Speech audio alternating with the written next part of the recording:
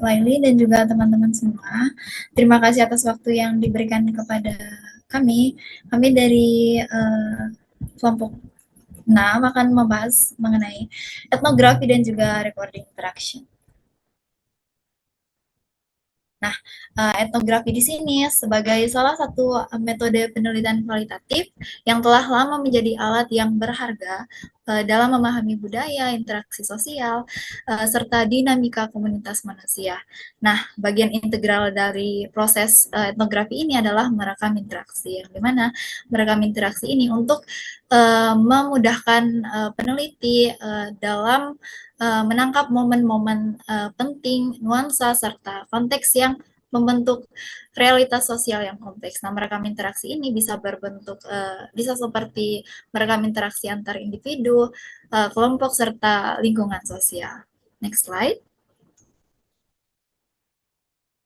Nah, di dalam etnografi dan recording interaction, ini terbagi atas 4 bagian. Yang pertama ada planning project, yang kedua ada accessing community, yang ketiga ada data collection, dan yang keempat ada follow up and writing. Nah, next slide.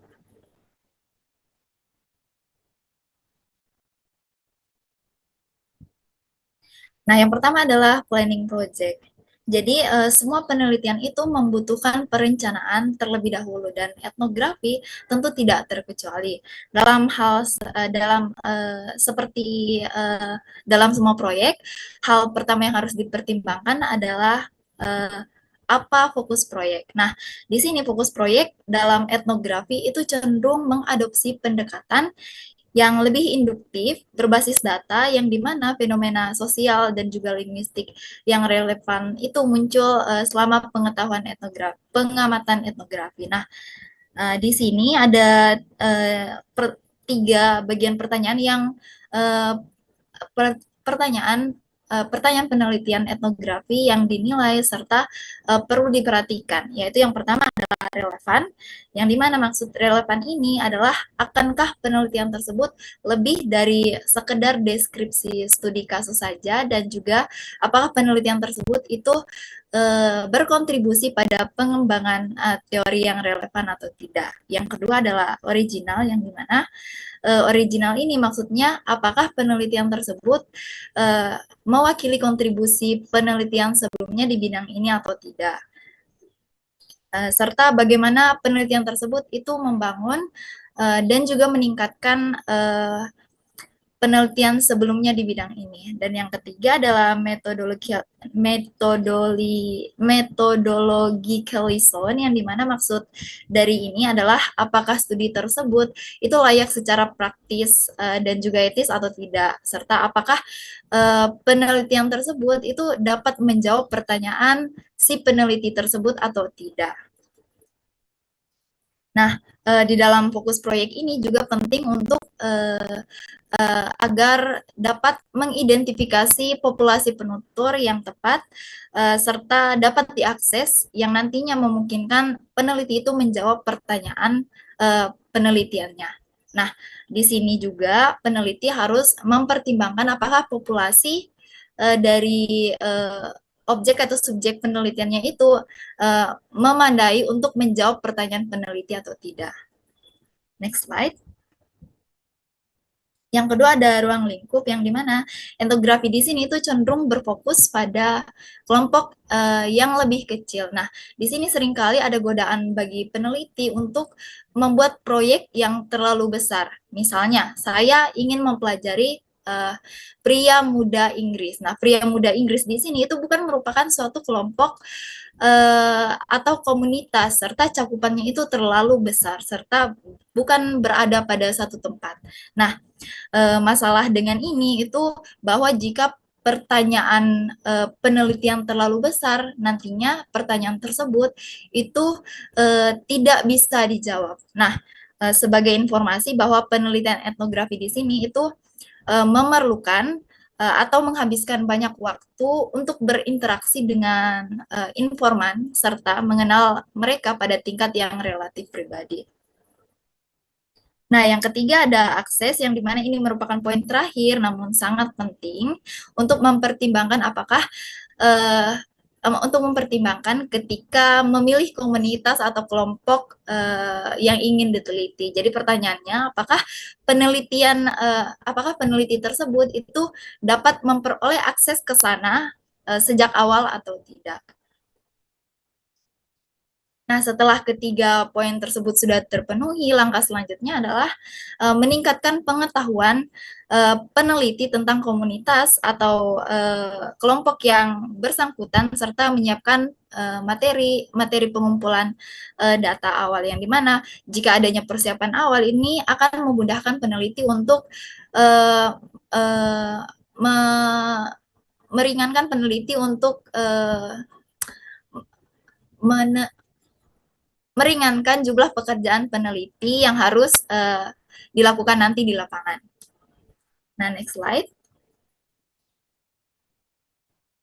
Yang kedua adalah accessing a community, yang dimana mendapatkan akses ke komunitas itu adalah hal pertama dan salah satu komponen terpenting dari penelitian etnografi. Nah, akses ini merujuk pada kemampuan peneliti untuk memperoleh izin, kepercayaan, serta kesempatan untuk mengamati serta berinteraksi dari komunitas atau kelompok yang sedang mereka teliti. Nah, akses di sini menjadi kunci untuk memulai serta menjalankan penelitian etnografi dengan sukses. Nah, next slide. Nah, di sini itu ada tiga cara untuk mendapatkan akses dalam penelitian etnografi. Yang pertama ada teknik teman dari teman, yang kedua ada broker, yang ketiga orang asing. Nah, teman dari teman ini itu merupakan metode atau teknik yang paling umum untuk mendapatkan akses dalam penelitian etnografi, di mana peneliti ini dibawa ke komunitas oleh teman bersama atau kenalan. Nah, teman bersama ini merupakan anggota di dalam komunitas atau kelompok tersebut.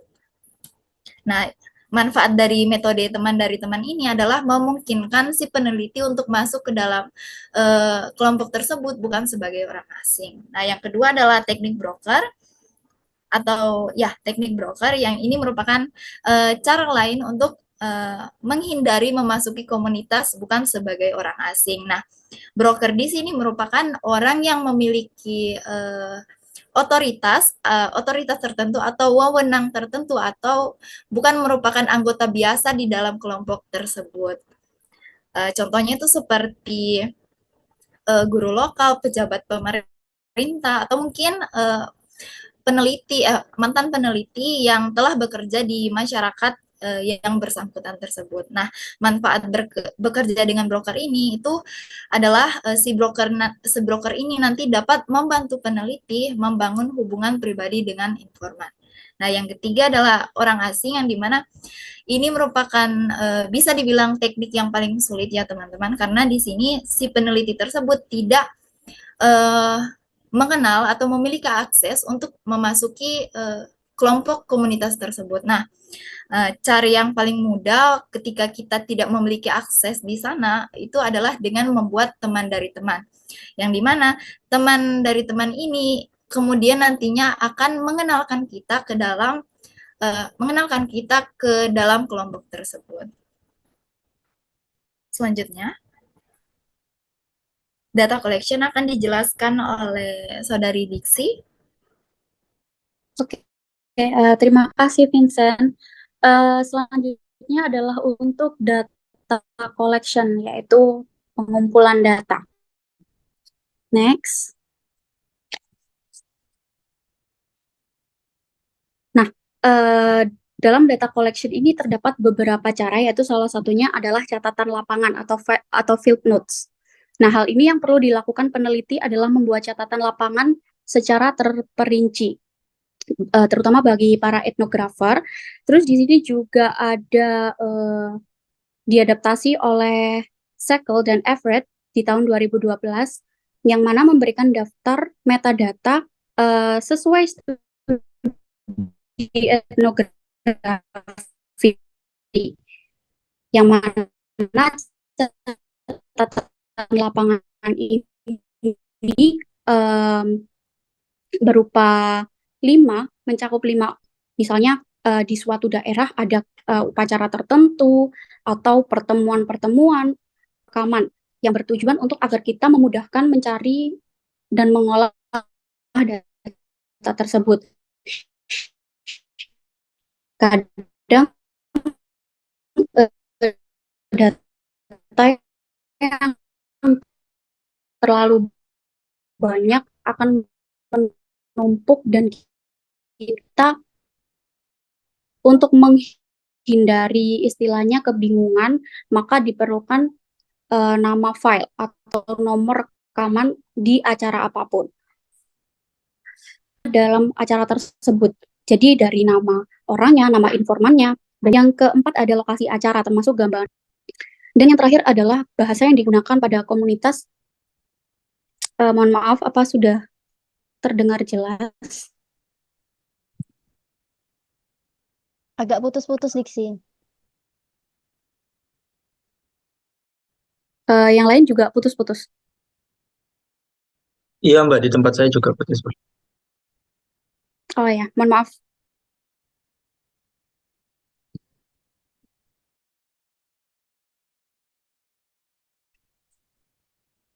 Halo, apa masih putus-putus ya? Udah Mbak, udah enggak. Oke, Oke, terima kasih. Yang terakhir adalah bahasa yang digunakan dalam suatu bahasa. Nah, ini apa namanya?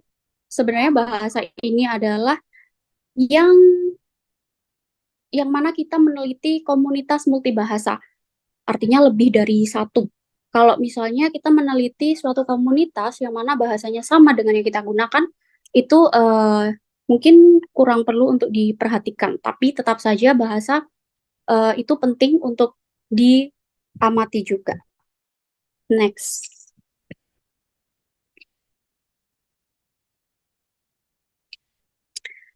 Kemudian ada observasi partisipan, yang mana tujuan ikut menjadi anggota aktif dari komunitas yang kita amati di dalamnya. Kita mengamati aktivitas dan juga kejadian-kejadian di dalamnya. Menurut Richard, tahun 2003, observasi etnografi ini lebih fokus dalam pengaturan fisik peristiwa, sistem dan prosedur yang diikuti acara tersebut. Nah, kemudian orang-orang yang ada pada acara tersebut dan juga praktik termasuk bahasa itu tadi yang diamati pada acara tersebut. Nah, kemudian setelah kita sudah terjun ke dalam suatu komunitas, tujuan peneliti selanjutnya adalah memperhatikan komponen-komponennya yang mana saling berinteraksi untuk mengidentifikasi pola-pola perilaku yang tercermin dari masyarakat yang kita amati tersebut. Next.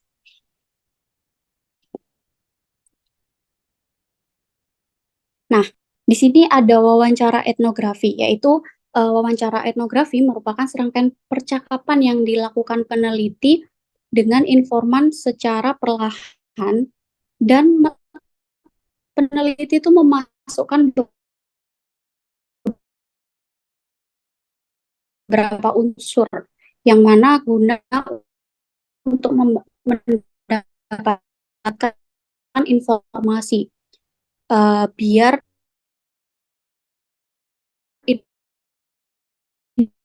informan itu mau memberikan jawaban yang kita inginkan. Kemudian wawancara etnografi ini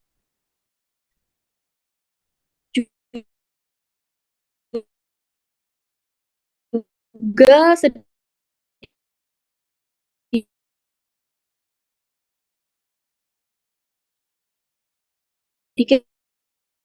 menghabiskan waktu. Oleh karena etnografi ini dilakukan atau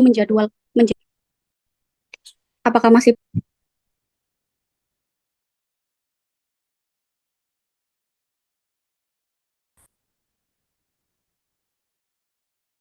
oke? Uh,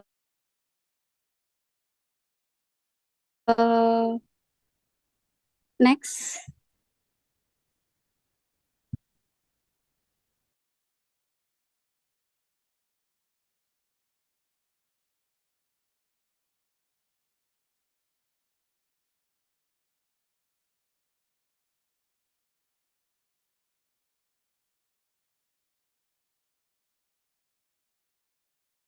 Diputus-putus. Iya, putus-putus parah Diksi.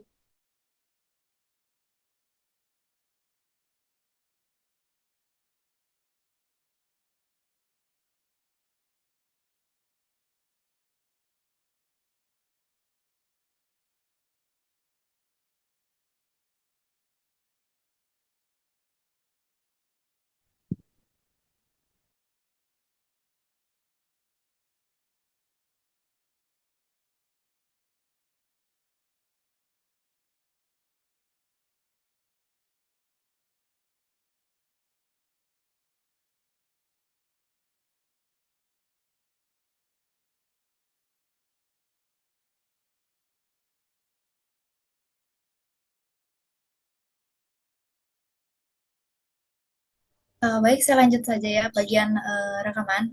Jadi making recordings di sini itu merupakan aktivitas di mana peneliti itu merekam interaksi dalam format audio maupun video yang nantinya untuk mempermudah peneliti tersebut untuk ketika harus memperhatikan segala sesuatu sambil berpartisipasi di saat yang bersamaan.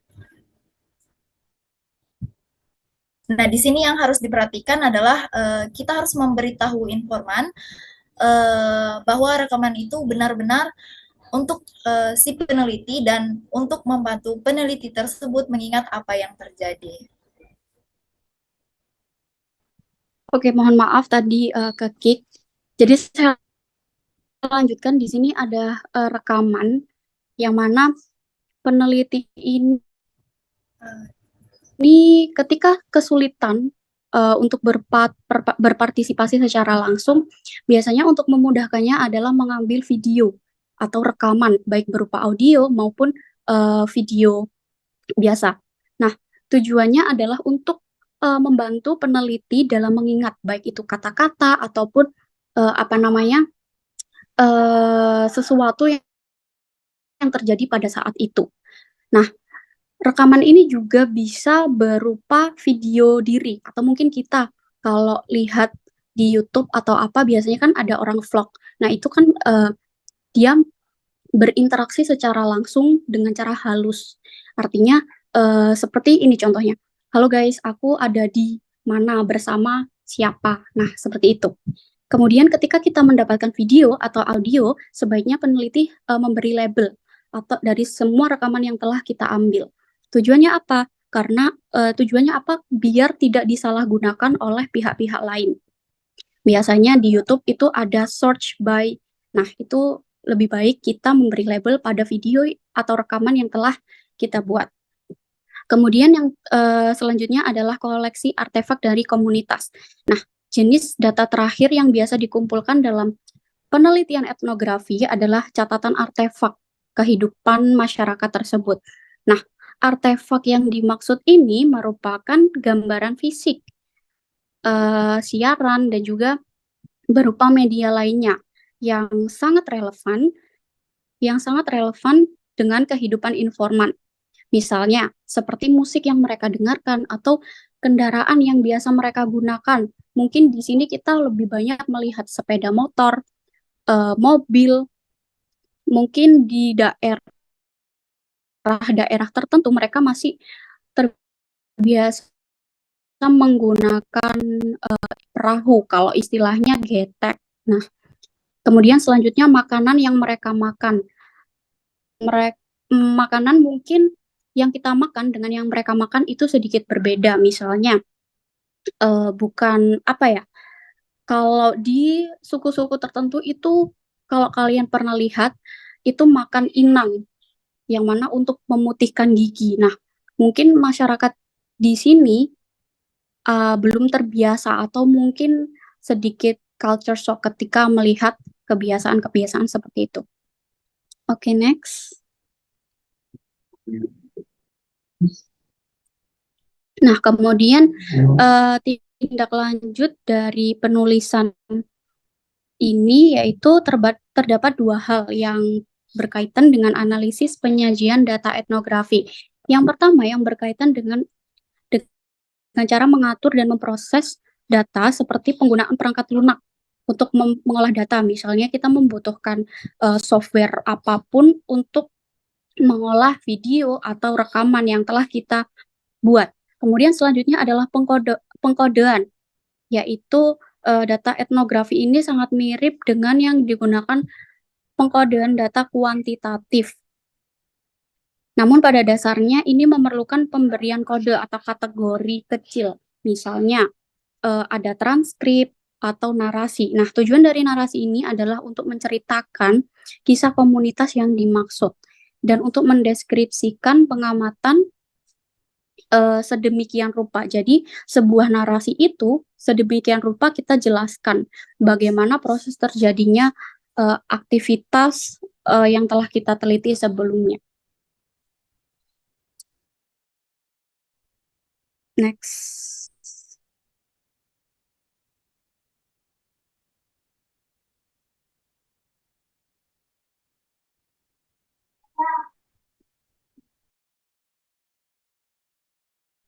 Jadi kesimpulannya adalah dari bab yang telah kita paparkan, dari bab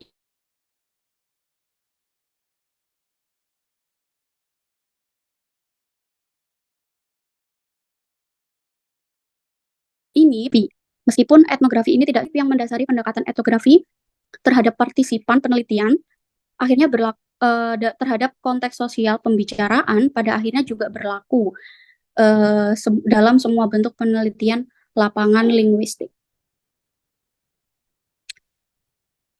Jadi itu saja semuanya dari kelompok kami. Selanjutnya akan diteruskan review artikel yang diawali oleh Vincentia. Untuk sebelumnya mungkin bisa kembali ke bagian tindak lanjut kepenulisan. Ya. Nah, di situ tadi dijelaskan ada 2 poin ya. Nah, yang pertama itu kan sudah dijelaskan terkait cara mengatur dan juga memproses data.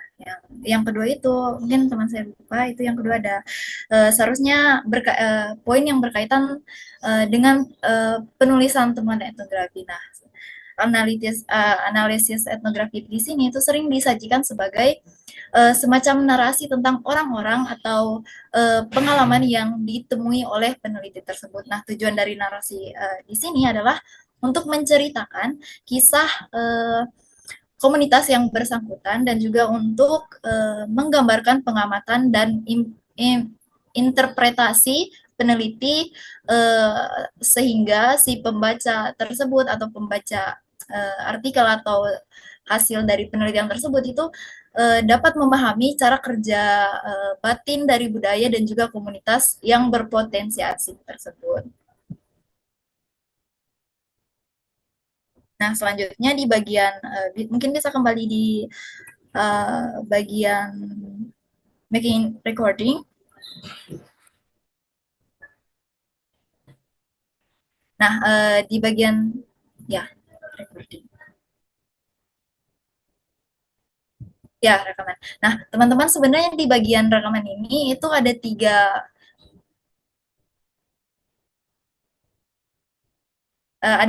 model ya teman-teman. Yang pertama itu making recordings yang dimana itu sudah dijelaskan tadi bahwa si peneliti ini itu merekam aktivitas yang dimana peneliti tersebut itu ikut dalam aktivitas atau kegiatan di dalam kelompok tersebut.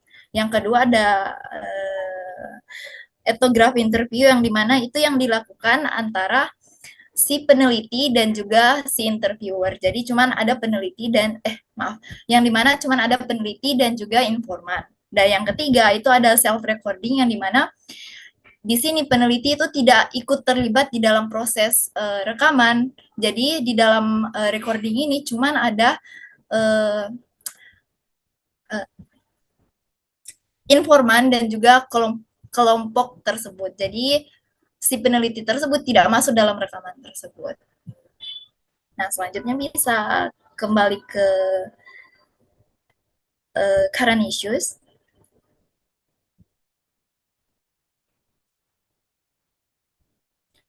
Teman-teman, baik. Nah, current issues yang pertama itu membahas tentang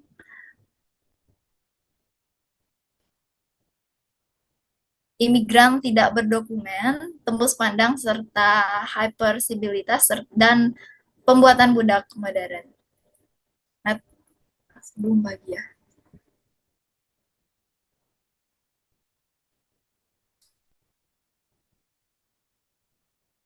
Sabar ya teman-teman, saya kirim di sini artikelnya.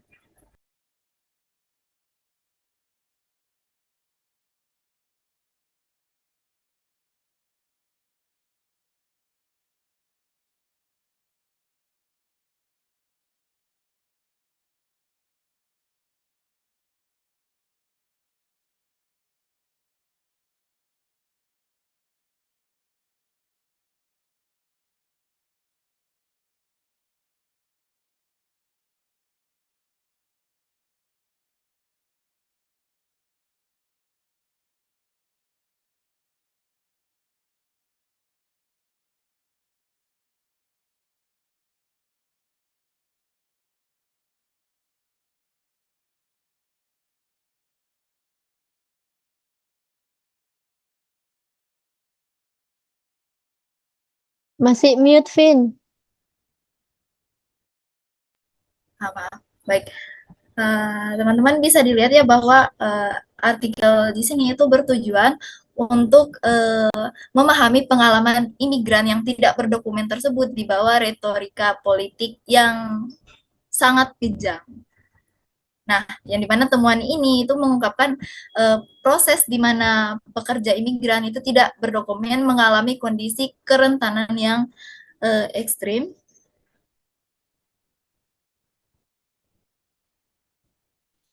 Maaf, Jojo mungkin bisa di share yang sudah file yang sudah saya highlight.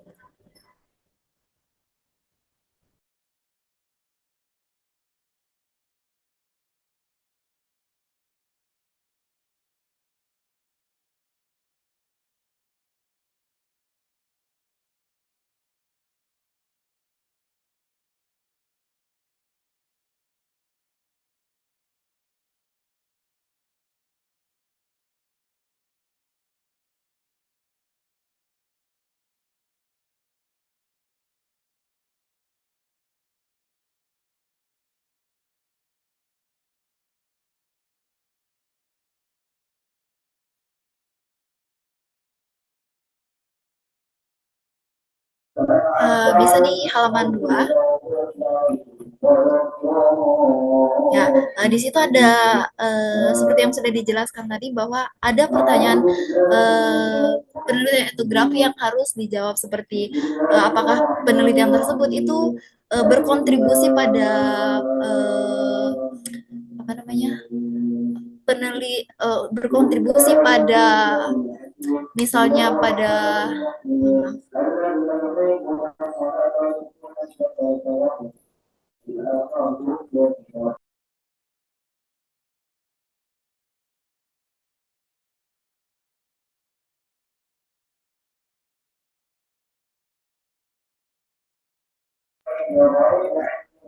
baik yang itu maaf untuk penelitian ini itu berkontribusi dan juga berfokus pada pengembangan teori tentang fenomena imigran yang tidak berdokumen di tempat kerja. Di bawahnya lagi itu pada itu nggak kamu rangkum tuh metodenya apa gitu, terus yang bersesuaian dengan etnografi yang mana gitu. Teman-teman disuruh membaca sendiri. Kebetulan saya sudah highlight mem di artikel yang saya kirim di teman-teman.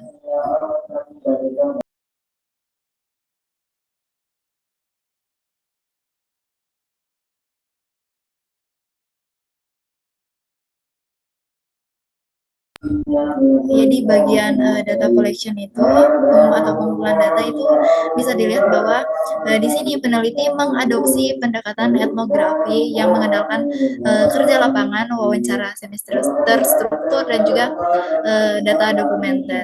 Nah, pengumpulan data tersebut itu terjadi antara September 2016 dan sampai Mei 2017. Ya sekitar 9 bulan di lapangan.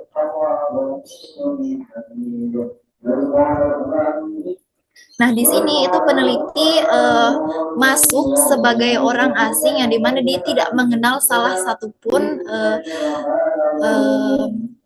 pekerja imigran tersebut. Nah, di sini ada dijelaskan bahwa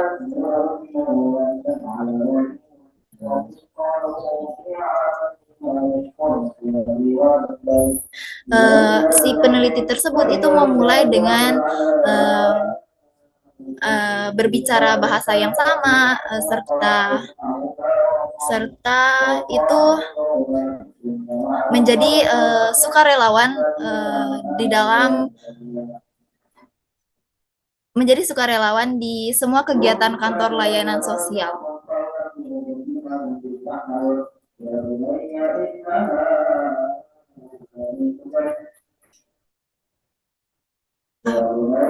Mungkin itu saja, Mem. Selanjutnya dijelaskan oleh Diksi.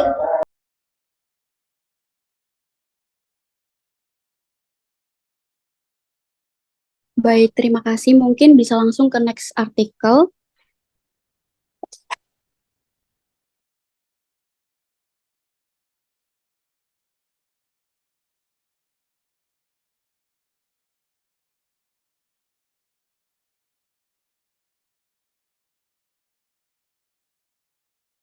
Baik, terima kasih. Jadi di sini saya mengambil artikel yang mana tentang roadshow barang antik. Nah, yang menjadi perhatian utamanya adalah tentang antrian atau mengantri. Orang-orang ini mengantri. Nah, penelitian ini terdiri dari dilakukan oleh 21 peneliti yang mana melakukan kerja lapangan di Kent. Kent itu adalah suatu daerah di luar negeri dan juga kemudian penelitian tentang roadshow barang antik ini dengan masalah sosial antrian pengunjung dalam acara tersebut. Jadi 21 peneliti tersebut meneliti bagaimana sikap orang-orang tersebut dalam mengantri. Nah, kemudian peneliti juga mengatakan bahwa etnografi ini merupakan metode yang sangat tepat untuk dilakukan karena peneliti bisa mengawasi secara langsung. Nah, metode yang digunakan scroll ke bawah ya. Metode yang digunakan di sini adalah kolaboratif event etnografi atau CEE, yang mana peneliti dari 21 peneliti tersebut digabungkan dengan teori-teori sebelumnya. Dan juga kita langsung loncat ke theoretical background-nya atau latar belakang masalahnya. Nah, dari theoretical background ini sebenarnya adalah antropolog ini berpikir bahwa ini adalah merupakan sumber wawasan baru yang mana meneliti sikap seseorang dalam bentuk antrian atau tulisan yang kita terima. Di sini seperti yang dijelaskan tadi, metodenya ada beberapa field notes yang telah dilakukan seperti Gavin atau dan lain-lain. Jadi 21 orang yang telah melakukan field note tersebut itu digabungkan menjadi satu untuk membahas bagaimana sih antrian ini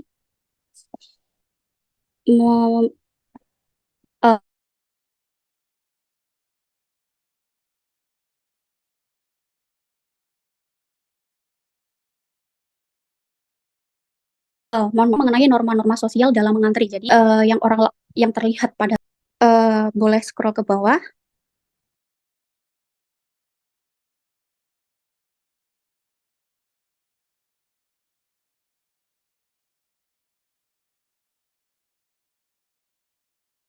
Nah, di sini partisipan jadi dalam antrian tersebut partisipan ini boleh dari 100 interview yang dilakukan ini digabungkan jadi satu, yaitu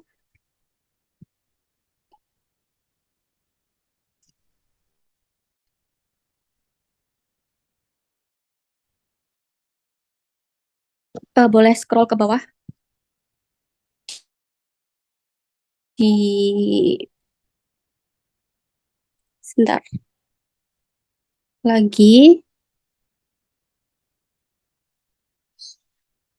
lagi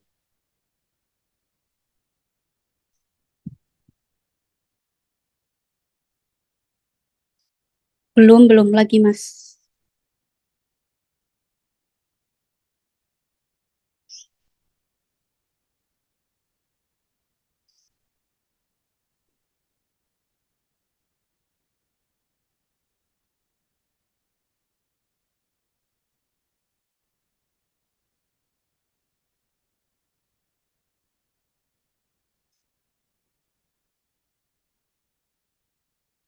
Nah ini stop.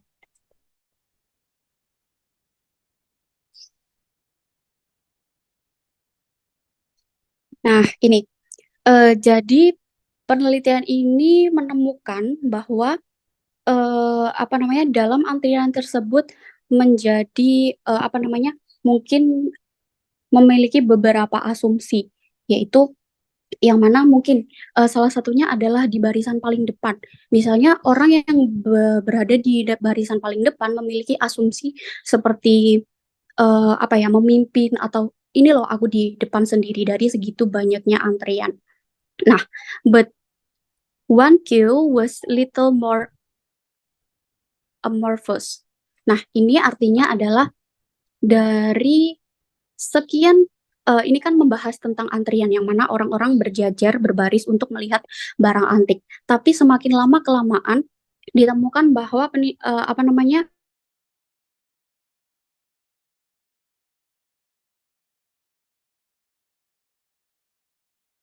mungkin orang-orang sudah mulai a little more amorphous ini yang dimaksud adalah barisannya itu sudah tidak teratur seperti itu.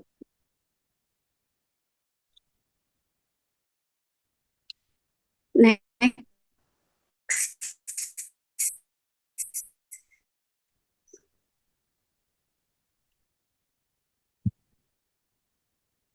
bisa scroll ke bawah.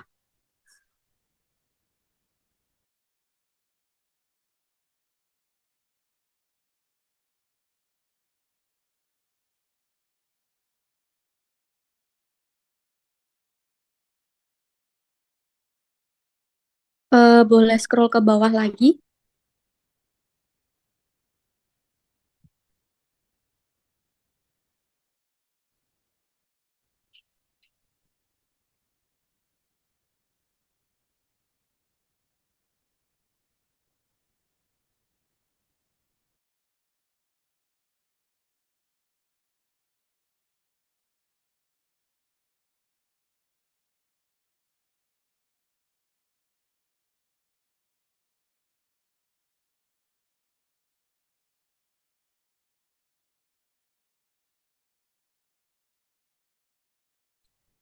Baik, jadi seperti yang saya bilang tadi bahwa penelitian ini bertujuan untuk apa ya dari antropolog-antropolog menemukan bahwa ini bisa jadi apa namanya referensi baru yaitu meneliti orang dalam mengantri budaya mengantri seperti itu.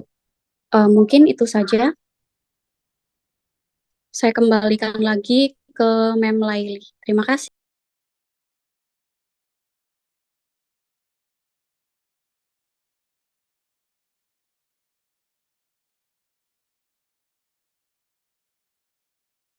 Monggo silakan. Ada yang mau bertanya atau menyampaikan, menambahkan?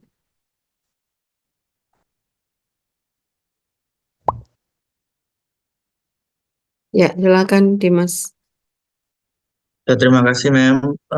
Ini sih pertanyaan terkait yang broker tadi, slide yang ada broker tadi. Coba ditampilin dulu.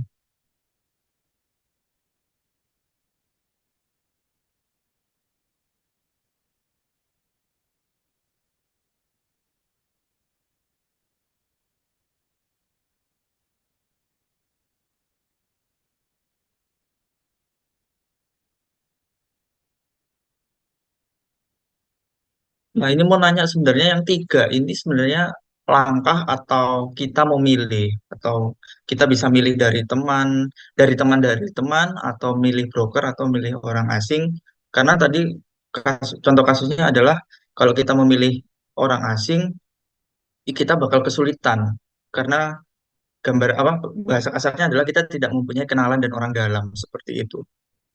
Itu bagaimana? Terima kasih. Baik, terima kasih atas pertanyaannya. Jadi sebenarnya untuk memilih tidak memilih itu kembali ke apa ya si peneliti tersebut.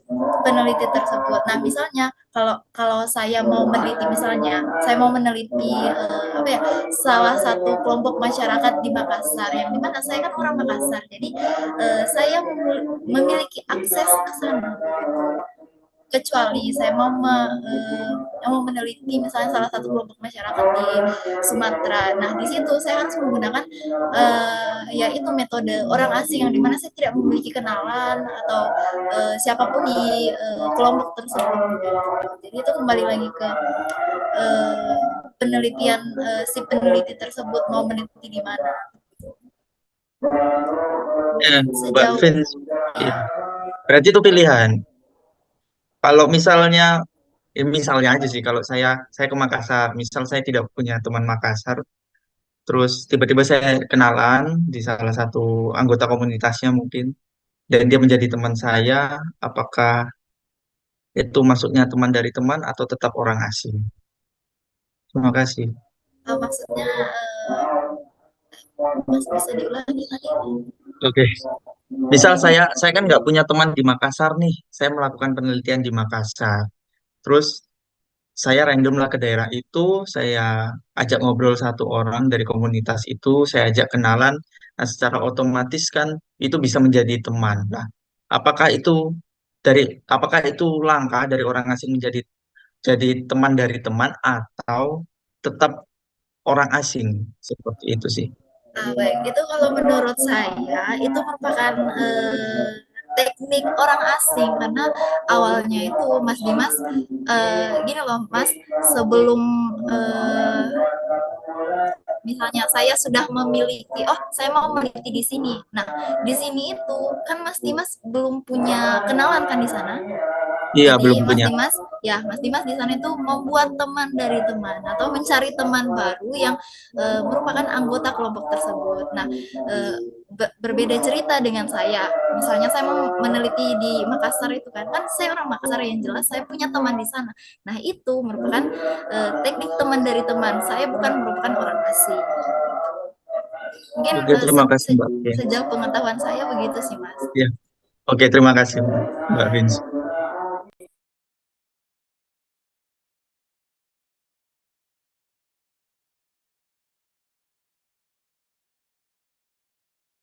Mungkin teman-teman yang lain ada yang mau bertanya.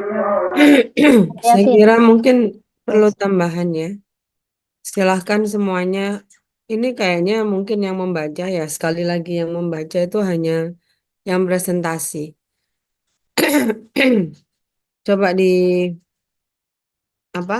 dilihat halaman 202 di bukunya itu.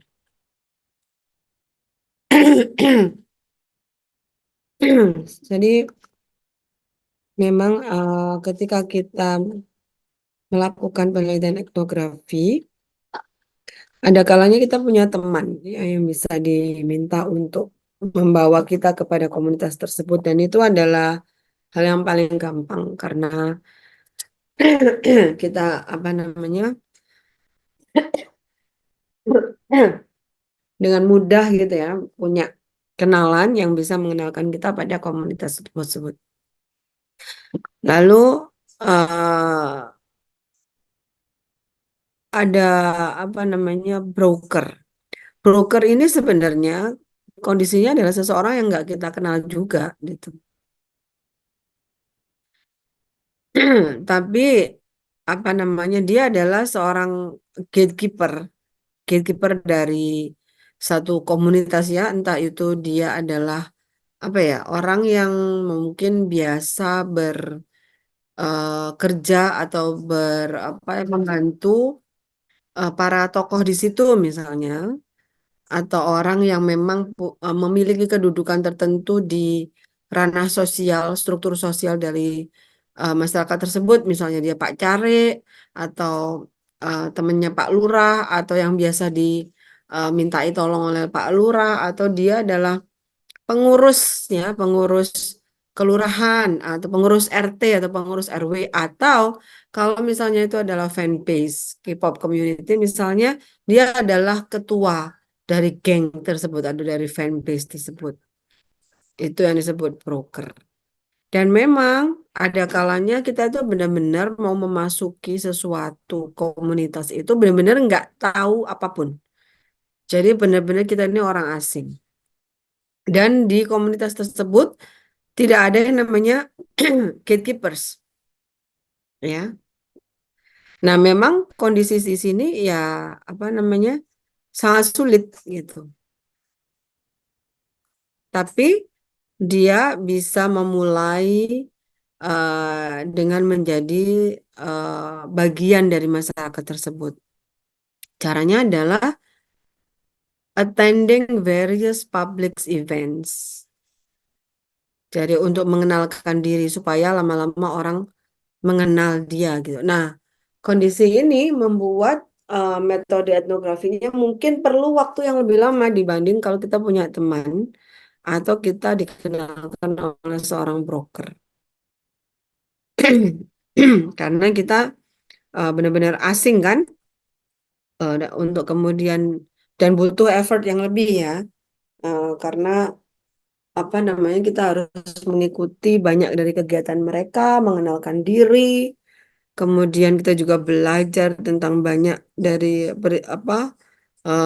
ritual-ritual budaya atau kegiatan-kegiatan masyarakat yang ada di situ. Belum lagi apa namanya bahasanya, gitu ya.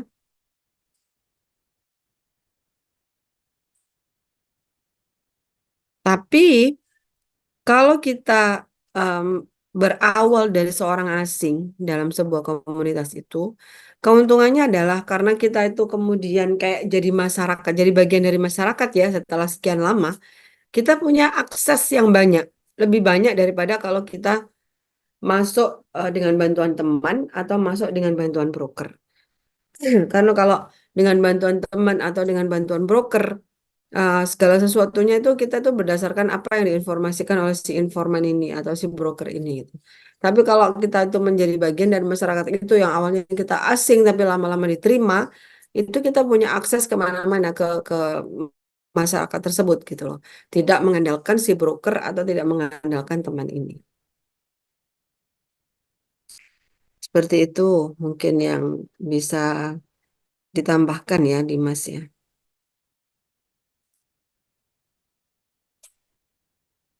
Oke, ada lagi yang mau bertanya? Mohon maaf, Mem, saya jadi mau bertanya. Terkait penjelasan Mem tadi, saya juga sedikit jelas balik lagi sebelumnya waktu semester 1 tentang kebudayaan, linguistik kebudayaan itu, saya pernah melakukan penelitian yang mana Semester sama satu bukan yaitu, linguistik kebudayaan, teori kebudayaan. bukan, iya, iya, teori kebudayaan. Jadi di situ saya dengan kelompok saya meneliti Wibu, Mem. Nah, kebetulan saat itu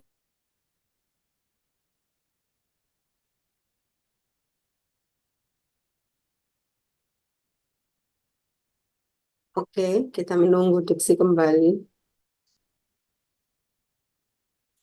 Saya boleh, Mem. Eh, Pertanyaannya untuk ini ya, kelompoknya Vincent. Tadi kan dibahas bahwa ada stage-stage-nya ya. Untuk yang etnografi dan recording interaction, itu kan yang pertama planning project, assessing komunitas. Nah, yang mau saya tanyakan, ketika kita akan melakukan penelitian pada suatu komunitas tertentu, itu kan kita perlu yang menyelami dulu komunitasnya seperti apa yang seperti dijelaskan Mem Laili barusan. Nah, untuk ketika kita menyelami komunitas tersebut sebelum kita mengambil data, itu ketika kita attending acara mereka, itu tuh bisa dimasukkan ke planning atau bagaimana? Apakah di luar planning atau di yang assessing community itu tadi?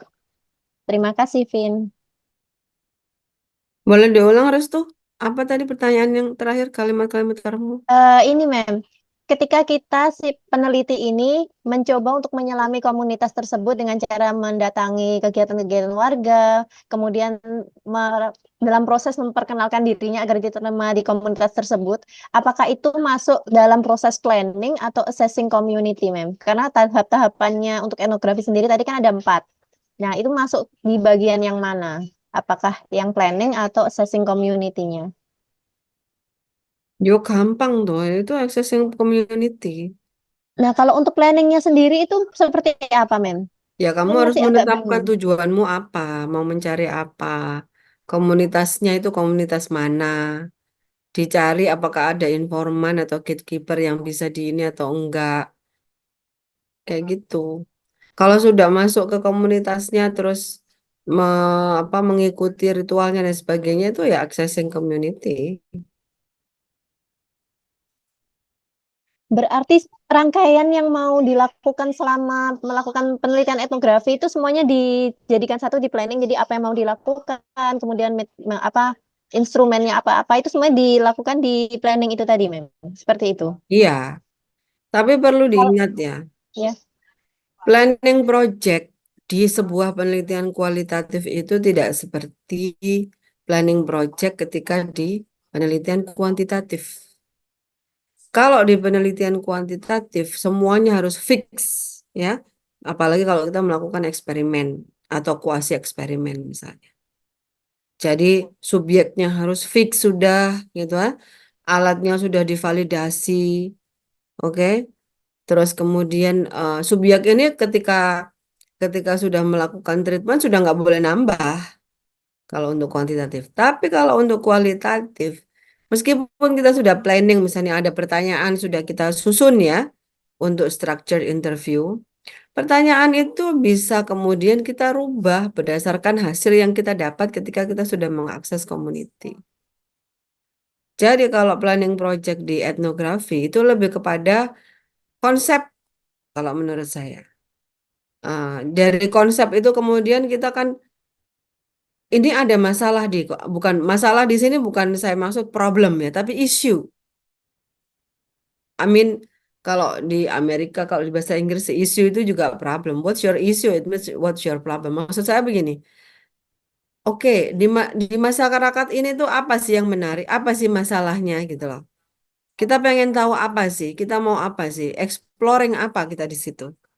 Itu harus ditetapkan. Lalu hal yang menjadi fenomena atau problem atau isu dalam masyarakat ini kita hubungkan dengan teori.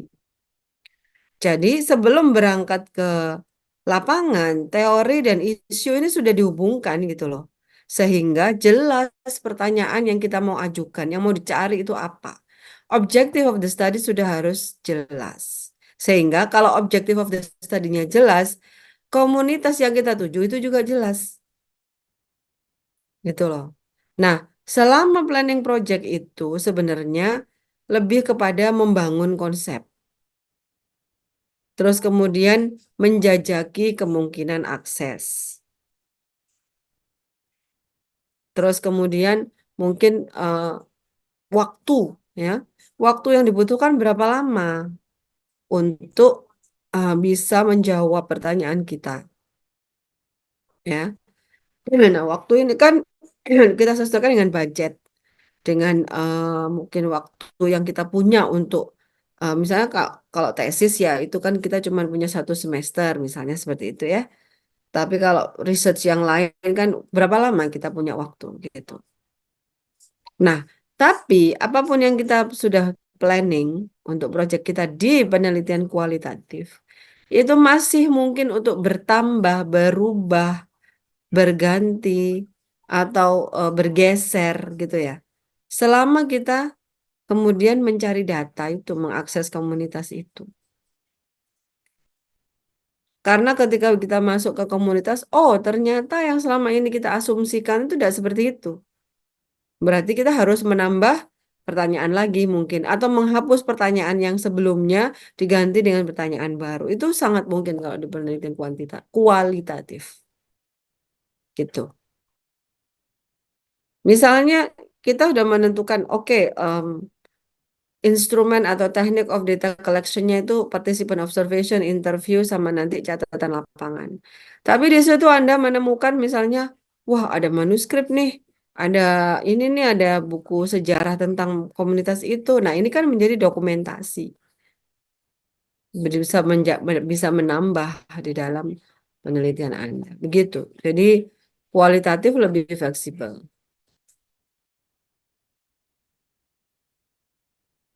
Demikian. Restu, does it answer your question? Iya, Mem. Tapi saya jadi ada pertanyaan baru, Mem. Eh, kalau ketika kita sudah melakukan planning, itu kan berarti kita sudah mengukur untuk rehabilitasinya ya, Mem ya, untuk apa yang kita gunakan sebagai instrumennya. Nah, ketika nanti kita sudah terjun ke lapangan, ternyata kita menemukan sesuatu yang baru yang bisa menjadikan untuk tambahan kita data, itu apakah akan mempengaruhi ke rehabilitasnya, Mem? Kemarin waktu berbicara tentang apa namanya, kamu pertemuan kita pertama itu loh, kalau nggak salah Iya, iya, sama Mem. Juju sama siapa itu? Kan saya sudah, Puspita. ya kan saya sudah menyampaikan bagaimana perbedaan eh, validitas dan reliabilitas dari kuantitatif dan kualitatif. Masih ingat nggak? Mungkin yang lain masih ingat atau sudah menguapkah bersama dengan makanan dan minuman yang sudah menguap selama kita puasa. Jadi, masih ingat apa namanya term atau istilah triangulasi nggak? Iya, Mem. Apa itu kemarin? Masih ingat? Kalau masih ingat. Semakin banyak yang digunakan untuk mengambil data itu semakin bagus itu tadi, Mem. Yang ada berarti kan tidak ada memperkecil biasnya. No, that's not triangulation. Bukan itu triangulasi. The Saya, information mix up then. Ya, Ilham? triangulasi itu kita memverifikasi data penelitian kita itu dari 3 tahapan seperti dokumentasi, wawancara, sama apalagi itu satu lupa. Intinya ada satu lagi, recording, observation. Oke. Coba dibuka PPT-nya Juju sama Puspita waktu itu. Mereka menyebutkan tentang mixed method atau triangulasi, kalau nggak salah. Kalau nggak salah ya benar ya. Nah, terus kan saya sudah menjelaskan bahwa oke, mixed method ya antara apa kita memakai approach itu kuantitatif dan kualitatif at the same time itu memang adalah salah satu cara triangulasi. Dan apakah triangulasi ini? Ya triangulasi itu adalah salah satu cara untuk memastikan validitas dan reliabilitas pada penelitian kualitatif. Makanya kenapa mix method atau kenapa ada kuantitatif dan kualitatif at the same time, karena kita memang pengen memastikan bahwa data kualitatif itu didukung oleh data kuantitatif atau sebaliknya, begitu. Ya, tapi dalam buku lain, kalau kita banyak membaca buku tentang method ya, triangulasi itu tidak selalu mix method. Triangulasi justru awalnya, intinya adalah triangulasi itu adalah cara penelitian kualitatif untuk memastikan validitas dan reliabilitas penelitian. Bagaimana caranya? Di antara caranya adalah memadukan berbagai teknik atau instrumen pengumpulan data. Jadi seperti etnografi itu, kenapa dia kok menggunakan observasi, interview, dan field note at the same time? Ya for the sake of triangulation. Gitu loh. For the sake of triangulation. Jadi triangulasi itu tidak hanya dengan memadukan kuantitatif dan kualitatif saja sebagai approach. Tapi triangulasi juga bisa digunakan atau bisa tercapai dengan memadukan berbagai teknik pengumpulan data. Jadi tidak hanya interview saja, tapi interview, pengamatan atau observasi, dan dokumentasi atau field notes, ya catatan lapangan. Ya, rekaman itu adalah bagian dari observasi. Jadi rekaman itu sebenarnya bukan teknik pengumpulan data tersendiri, tapi dia adalah bagian dari observasi. Oke. Lalu kalau masalah, kalau misalnya jumlahnya semakin banyak itu semakin bagus, itu kalau penelitian kuantitatif. Dalam kuantitatif karena kita itu berdasarkan pada angka, maka jumlah itu kan menentukan ya toh. Kalau cuma 12 dibanding 100, mana yang lebih valid? Ya jelas 100 kan. Jadi di antara, tapi sebenarnya validitas dan reliabilitas dari penelitian kuantitatif itu tidak ditentukan oleh 100 atau 12-nya, tapi sebelum alat yang dipakai untuk mentreatment atau menanyakan kuesioner pada responden, alat itu sudah divalidasi duluan gitu loh. Dengan melihat atau dengan mencari tes statistiknya gitu. Ya. Nah, di dalam penelitian kualitatif ya, ada batasan minimal yaitu 30 orang. Kalau itu penelitian parametrik. Kenapa kok ditentukan 30? Karena tabel statistiknya itu, jadi saya nggak tahu ini di sini apa ada yang pernah melakukan penelitian kuantitatif nggak? Ada yang tahu statistik nggak? Jadi ada tabel statistik gitu ya. Di tabel itu kita akan kayak nyari rumus gitu, nyari angkanya. Kalau misalnya sekian maka dia berapa. Nah, tabel itu jumlahnya 30 total ke bawahnya. Oleh karena itu minimal dalam penelitian kuantitatif dengan statistik parametrik minimal subjek atau objeknya harus minimal 30. Paling bagus ya 100, lebih bagus lagi 200 dan seterusnya. Nah, kalau ada kemarin kan ada yang bertanya, loh Mem, kalau case tadi gimana validitas dan reliabilitasnya?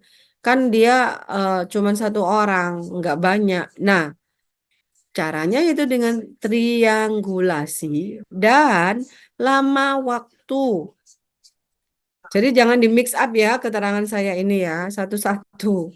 Jadi lama waktu kita melakukan penelitian itu menjadi salah satu aspek yang menentukan apakah penelitian kita itu valid atau tidak. Meskipun dalam era modern seperti ini, etnografi itu tidak lagi seperti dulu disuruh harus 1 tahun minimal itu baru kualitasnya bagus. Enggak. Hanya dalam satu periode, misalnya kalau Anda membaca buku, kalau Anda mengikuti kuliah linguistik kebudayaan dan membaca bukunya Handbook of Language Socialization Duranti Oxyvelin itu ya, itu ada satu penelitian yang meneliti bagaimana seorang expert gamer itu mensosialisasikan cara main game dan bahasa-bahasanya itu kepada new gamer, a novice gitu. Seorang pemula, gamer pemula. Dan itu hanya dalam beberapa periode aja, mungkin 3 bulanan gitu. Jadi kalau untuk etnografi yang baru seperti ini, yang maksudnya dalam era modern ini sudah tidak lagi harus setahun, 2 tahun, 3 tahun, 10 tahun. Kalau zaman dulu kan etnografer itu sampai puluhan tahun sampai menikah sama orang setempat gitu. Kalau sekarang nggak harus gitu loh penyesuaian. Jadi uh, itu loh yang dibilang sama siapa namanya kemarin kita yang ada kuliah tamu itu Valen apa Valen, Valen Valen, yes, iya Valen, Valen itu. Ya, dia Jalan, bilang jalan. Valen. etnografi apa bilangnya dia sampai lupa adaptation Adaptif, adaptif. adaptif etnografi. Tak pikir oporek sesuatu yang baru tiba ternyata ya gitu maksudnya tuh apa itu namanya jadi karena dia sibuk ya mengajar jadi etnografi dilakukan dia berkali-kali tapi sekali datang dia seminggu kemudian bulan berikutnya dia seminggu kayak gitu disesuaikan dengan waktu dia bekerja begitu seperti itu. Nah, tapi kalau case tadi kita mengikuti seseorang anak atau subjek itu selama 1 tahun, itu akan lebih valid dibandingkan kalau misalnya kita cuma mengamati dia sebulan atau seminggu malah gitu loh. Itu maksudnya, ya. Terus responden, kalau responden itu semakin banyak ya semakin valid lah, ya. Responden cuma 20 dibandingkan responden 100 lebih valid mana? Yang 100. Yang 100. Kenapa? Karena ada pola jawaban yang berulang gitu loh. Ya. Kalau cuma 20 kan kita nggak tahu sebenarnya, nah, kalau orang lain punya pikiran lain gimana? Nah, kalau orang lain punya pikiran lain gimana? Tapi kalau 100 kan, oh ini sudah kemungkinan mewakili populasi. Gitu ya. Jadi dan kita bisa apa namanya lebih memastikan kevalidan dari penelitian yang subjek atau objeknya lebih banyak dibanding dengan penelitian atau penelitian yang subjek atau objeknya lebih sedikit gitu. Kecuali case study, kalau case study maka atau case study ini bisa satu subjek, bisa satu komunitas begitu ya, satu institusi dan seterusnya itu case study. Dan untuk case study bukan banyaknya kan berarti yang salah satu aspek yang menentukan kevalidan, tapi apa? Lamanya kita meneliti mereka, kita bersama mereka. Sama dengan etnografi. Kalau kita cuman sama mereka itu cuman sehari 2 hari, mana bisa kita menilai sebuah komunitas hanya sehari 2 hari, ya kan? We need more time to engage with them. Apalagi kalau kita complete stranger kayak tadi tuh, aksesnya itu, ya. Jadi kita perlu menyelami masyarakat itu. Jadi semakin lama kita berada bersama mereka, maka penelitian kita akan semakin valid. Tapi ingat, triangulasi itu adalah ya teknik untuk validasi dan reliability dari penelitian kualitatif. Sementara untuk tes statistik chi-square dan satunya saya lupa, Spearman itu adalah tes statistik yang untuk menentukan validitas dan reliabilitas dari penelitian kuantitatif. Begitu. Oke? Saya izin bertanya boleh? Ya, 17-18. Ini Restu kayaknya belum nyiapin buku bawa takjil buat anak-anaknya loh, Ham. Cepetan, Ham. Katanya tadi Mem sudah beli takjil duluan Mem. Oh gitu, udah Belum. war takjil ya? Iya di grup katanya Mbak Restu tadi. Oke. Izin bertanya Mem soal penelitian etnografi ini. Dulu saya pernah ikut semacam workshop terkait penelitian etnografi dulu waktu saya S1.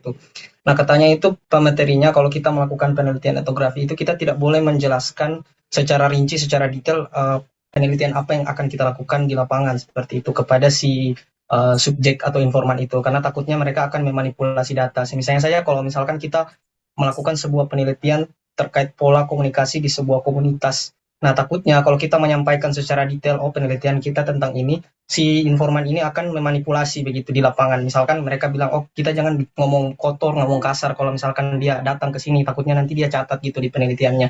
Nah, tapi yang saya baca di buku yang PDF yang kemarin dikirim itu, Mem, katanya si informan itu akan cenderung kurang nyaman kalau misalnya dia tidak tahu apa yang akan diteliti si orang ini, dan mereka juga cenderung kayak kurang nyaman kalau misalkan diobservasi secara terus-menerus seperti itu. Oleh karena itu katanya dalam buku ini itu dikatakan kalau si peneliti itu wajib menyampaikan penelitiannya itu kepada apalagi maksud penelitiannya itu kepada si informannya ini. Nah, kira-kira gimana sih caranya kita untuk bisa membangun kepercayaan kepada informan ini untuk mau diteliti dan tidak dan bisa lebih nyaman untuk meneliti mereka seperti itu, Mem.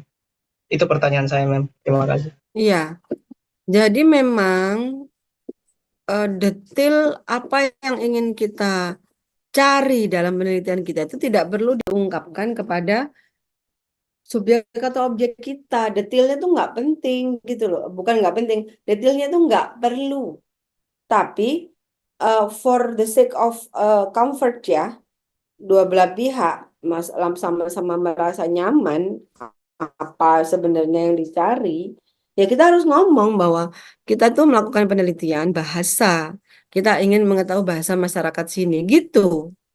Jadi tidak perlu detail, kita ingin mencari nih kira-kira term of address atau anu itu yang biasanya dipakai apa. Terus kalau perempuan sama laki-laki, nggak perlu detail seperti itu. Simply kita bisa bikin, saya mahasiswa dari bahasa.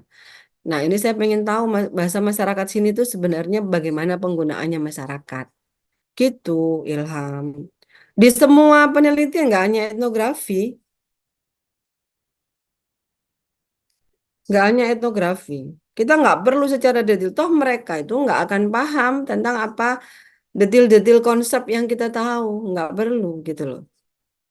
Tapi kita tetap harus mengungkapkan kita tujuannya ke sini tuh mau ngapain gitu loh. Jangan menyembunyikan identitas kita bahwa kita itu peneliti itu jangan.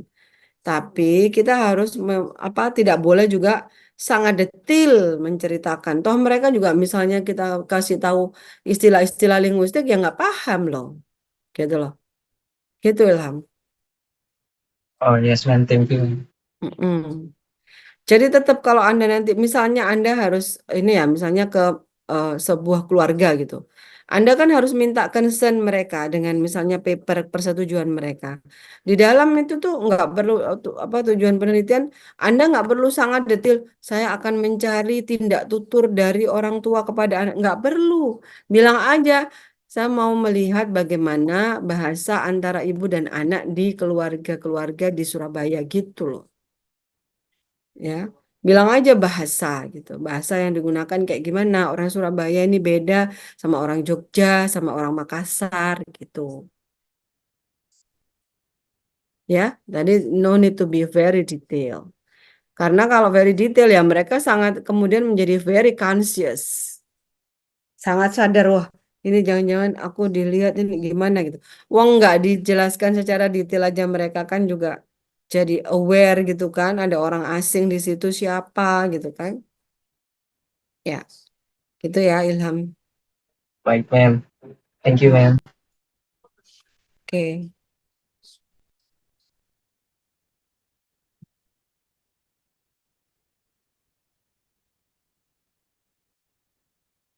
Ada lagi kah? Mem, untuk UTS bagaimana ya? Kemarin katanya mau dijelaskan hari ini. Iya. Jadi untuk UTS, Anda akan bentar saya. Ini masuk semua kan ya? Ya, ma'am. Mm-mm. UTS itu Anda akan kami berikan ke kasus-kasus apa namanya? Kasus-kasus penelitian. Kasus-kasus penelitian itu maksudnya sebentar ya. Cases. Cases.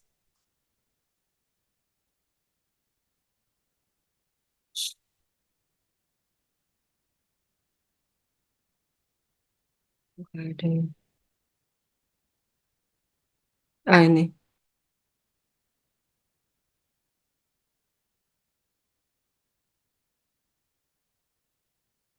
Oke. Ini. Nah, ini misalnya. Ada kasus seperti ini. Case 1. Imagine you are conducting a study of second language acquisition during a study abroad program. Your participants are based in Turkey doing 6 months study abroad. You are interested in discovering the language proficiency gains in English in terms of reading, writing, speaking, and listening proficiency, plus knowledge gains in vocabulary. Furthermore, you want to understand if learner motivation affects gains. Design a study to research this topic. What data collection instrument might be useful. So, jadi nanti akan ada cases kayak gini 5 sampai 10. Anda memilih 3, lalu Anda coba untuk mendesain ya. Kalau misalnya saya punya penelitian semacam ini, kira-kira desainnya itu seperti apa? Dan desain itu isinya adalah methodology ya.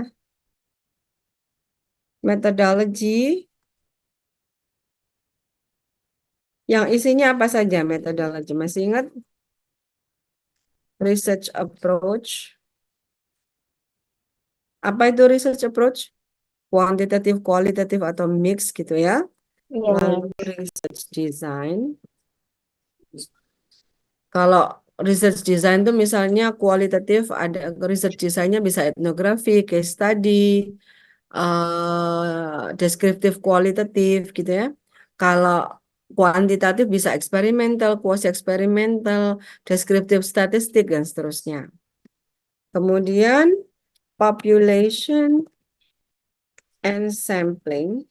Kalau menggunakan population and sampling atau data sources if ya nggak menggunakan population and sampling. Jadi kayak misalnya Anda ambil dari YouTube atau dari film itu kan nggak perlu population and sampling, tapi apa? Data sources. Sumber datanya dari mana? Datanya adalah percakapan, ya. Sumber datanya podcast YouTube atau podcast Spotify dan seterusnya. Oke.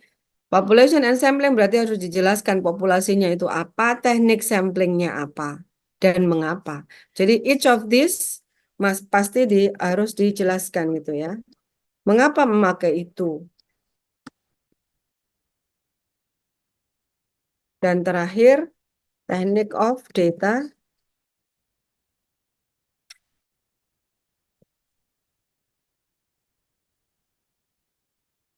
Nah, kalau untuk teknik of data collection kan sudah kan ya. Jadi apakah menggunakan observation, interview, questionnaire, FGD, content analysis atau survei dan seterusnya. Kalau teknik of data analysis tergantung yang dianalisis apa, apakah menggunakan statistik atau menggunakan discourse analysis atau menggunakan narrative analysis, content analysis atau apa. Nah, setiap poin ini tolong Anda jelaskan misalnya untuk case one ini. Kira-kira pendekatan apa yang bisa kita pakai? Kualitatifkah atau kuantitatifkah? Kalau misalnya Anda bilang kuantitatif, kenapa kok kuantitatif misalnya? Ya, apakah Anda harus membuktikan sesuatu di sini bahwa lamanya studi itu mempengaruhi profisiensi mereka dalam bahasa Inggris? Apakah itu harus dibuktikan dengan tes statistik atau bagaimana? Gitu ya. Lalu Anda bisa citing from the books that we have provided for you. Oke. Research design juga begitu. Kenapa pakai eksperimental? Apakah ada treatment yang akan diberikan atau hanya correlational saja menghubungkan antara variabel 1 dengan variabel 2?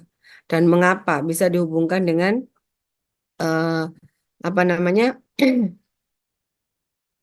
buku-buku yang ada. Anda bisa citing ya dari buku-buku itu.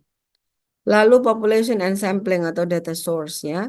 Datanya apa, populasinya apa, teknik samplingnya apa, mengapa pakai begitu, dan seterusnya. Bisa juga citing from the books ya.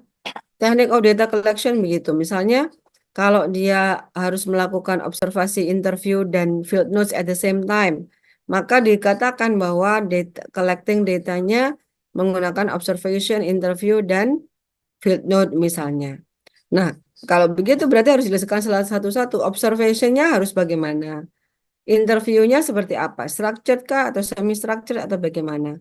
Kemudian teknik of data analysis. Analisisnya pakai apa? Thematic analysis atau discourse analysis atau mungkin pakai statistical test. Gitu. Ya. Is it clear? Mem, saya mau tanya, Mem. Ya. Untuk ujiannya nanti itu apakah sit-in di kampus atau bentuknya online, Mem? Tugas. Itu tugas nanti bentuknya. Tugas dan open book. Makanya bikinlah sebagus-bagus mungkin. Jangan cuma misalnya case 1, research approach, kuantitatif, research design, eksperimental, population ini. Cuman gitu-gitu aja, cuman satu baris kalimat gitu aja ya. Pasti nilainya jelek. Nggak ada reasoning rasional kenapa pakai itu. Nggak ada citasi dari buku dan seterusnya. Jadi harus lengkap seperti Anda mendesain sebuah metodologi. Meskipun tidak akan selengkap kalau Anda mendesain research Anda sendiri ya. Tapi harus ada reasoningnya gitu loh. Jangan cuma research approach kuantitatif, research design etnografik, Population and sampling ini. Teknik of data collection, observation. Sudah, nggak ada penjelasan sama sekali. Gitu ya. Ada pertanyaan lagi? Oke, ini saya stop share kah? Sudah ditulis? Ya, Mem. Oke. Ya, kalau sudah clear, mungkin karena ini sudah 17.31, kita cukupkan. Kita cukupkan sampai di sini ya, sampai kami sosol.